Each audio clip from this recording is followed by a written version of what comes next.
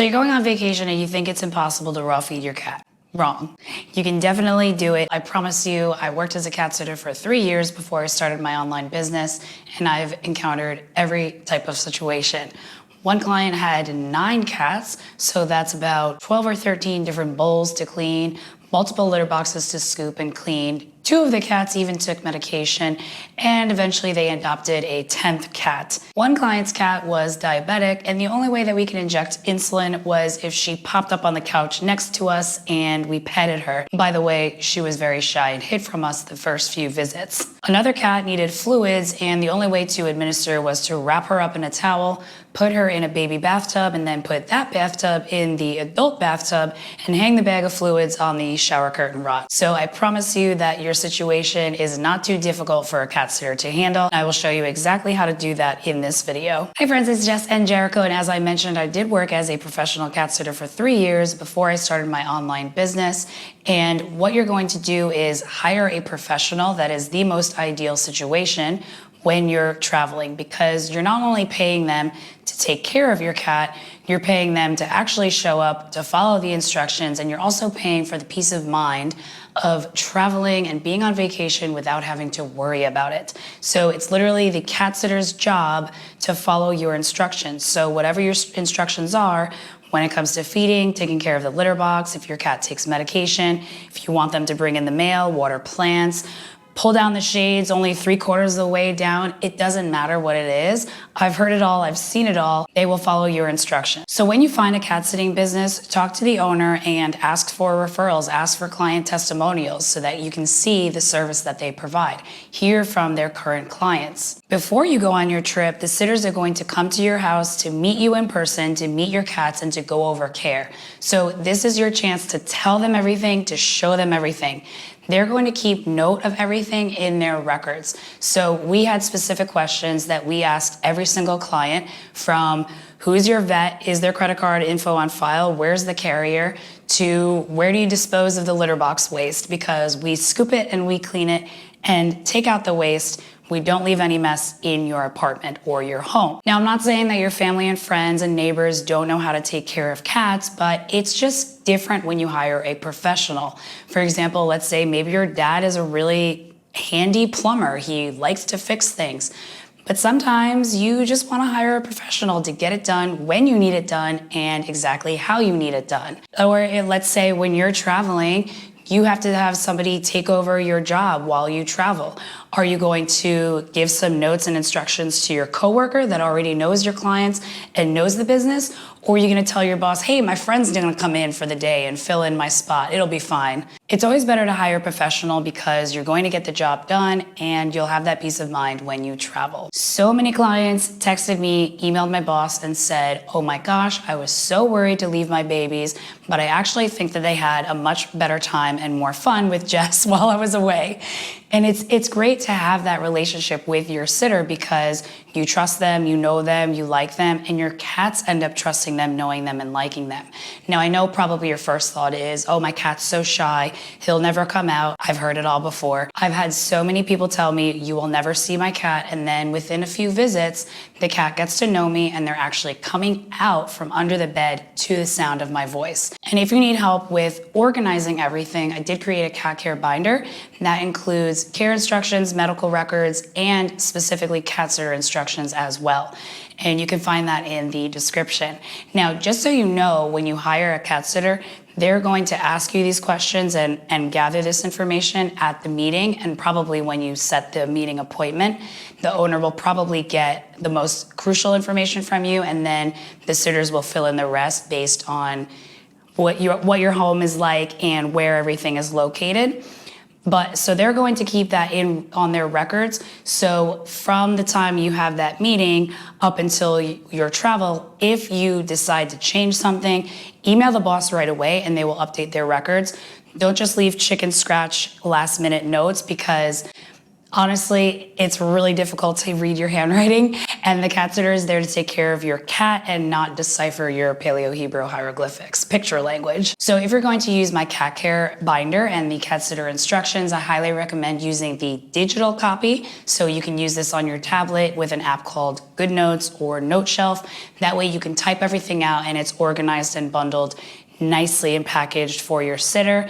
Again, they're going to have their own records, but if it just makes you feel more comfortable to have something in your home for them to see, then you can use that, but I highly, highly recommend using something that's typed. If you prefer printables, I do also have printables.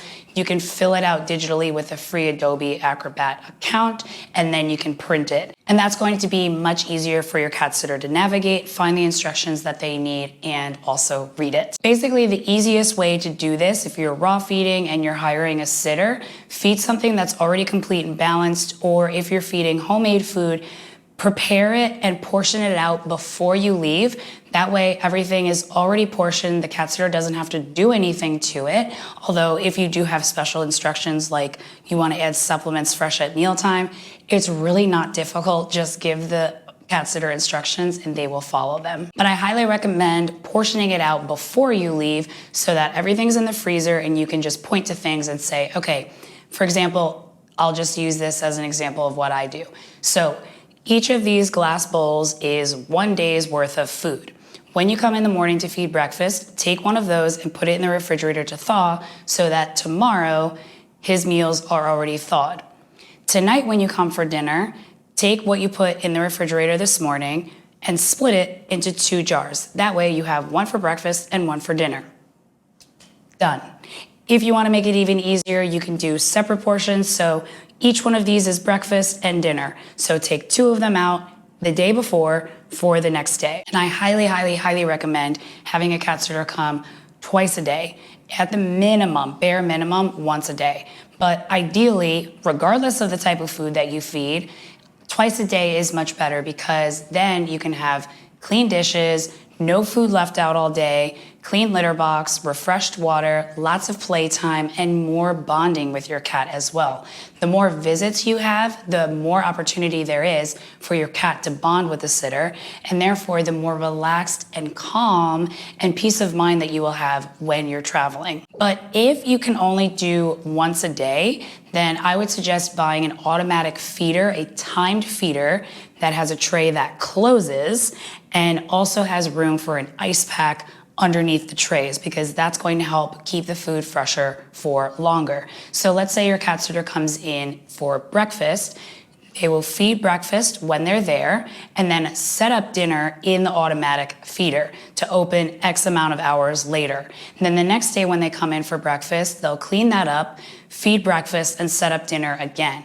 If you go this route, number 1, buy 2 ice packs.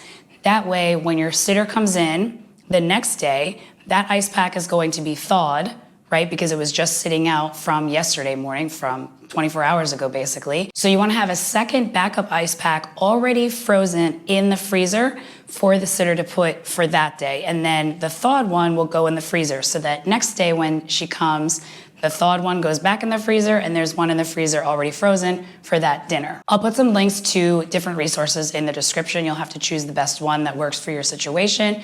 Unfortunately, a lot of these are plastic, but I mean, regardless of the type of food that you feed, whether it's dry food, wet, or raw, you're going to have to worry about the food not staying fresh. Dry food is not this magical food that can sit out all day. Every type of food is at risk for bacteria growth, no matter what type it is. I also recommend using that feeder at least 2 weeks before you travel. Don't wait until the last minute and then the first time you're ever using it with your cat is when the cat sitter comes. Don't do that. Any sudden changes, anything that's new, your cat might not want to use it or might not know what it is because they've never even seen it before. So at least 2 weeks before you go away, test the feeder and use it with your cat. Maybe you work all day. In the morning, feed your cat breakfast, set up the timed feeder for dinner instead of coming home and feeding your cat dinner. Then when you come home, you can see if the feeder worked or not. That'll give you some time to test and tweak and find out what works for your specific cat. That way, when your sitter comes your cat's already used to it and adjusted to it and doesn't have to deal with you being away and also a new feeding routine. Now, as a very last resort, let's say you're not comfortable with that and you still think that you need to leave food out all day, even though regardless of what type of food you feed, you're not supposed to leave it out all day. But let's say you're not comfortable with that, or maybe you got the feeder and it didn't work. Why downgrade to dry food when you can feed freeze-dried raw food? Because again, at the end of the day, whether you leave dry food out all day, wet food out all day, raw, frozen raw, or freeze-dried raw food out all day, all types of food are at risk for growing bacteria. Regardless, it doesn't matter. Kibble is not a superfood that's, completely magical that isn't going to grow bacteria. So why downgrade to dry food when you can try freeze-dried raw? So if you feel it's absolutely necessary to leave food out all day, try freeze-dried raw instead, just don't rehydrate it. So let's say, in this situation, I'm assuming you would only have the cat sitter come once a day. So in that situation, maybe your sitter will feed the fresh frozen ground raw, thawed frozen ground raw in the morning for breakfast, and then could put some freeze-dried raw down in the feeder or just leave it out on a plate, and instead of rehydrating it, just leaving it dry. And then the next day, clean it up and do the same thing. So if that makes you feel more comfortable, I would say that that's much better, 100 times better than leaving out dry food, because then you're gonna have to deal with a picky cat when you get back from vacation. So you're gonna start introducing dry food back to your cat's diet. You're going backwards. And then maybe while you're away, the sitter's gonna be like, your cat isn't eating the raw. Then they're gonna give maybe more dry food because you're probably gonna panic and think, oh, my cat has to eat something, just give him more dry food. Now you've got your cat addicted to dry food again, and now you've got to deal with switching him back when you get back from vacation. That's the last thing that you want to do.